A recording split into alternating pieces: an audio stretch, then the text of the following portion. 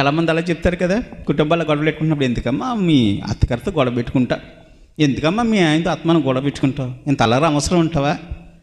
ముందు చాలా జీవితం ఉంది. వాళ్ళు ఎంతకాలం బ్రతుకుతారమ్మా? కొద్ది దినాలు బ్రతుకుతారు.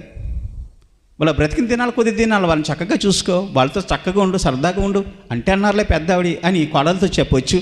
ఎందుకమ్మా నీ కూతురు లాంటిదే కదా, నీ కోడలు ఇంటికి వచ్చింది, చక్కగా బ్రతకని, అమ్మని చేసి పెట్టమని అడుగు, చేసి పెడుతుంది, శుభ్రంగా తిను, ఉండు అని అత్తగారితో చెప్పడం చాలా సింపుల్గా. చాలామంది సునాయాసంగా గద్దించినప్పుడు ఆ గద్దింపును మనం తీసుకుని మన ఆలోచన ఏదైతుందో అది మార్చుకుంటున్నామా లేదా?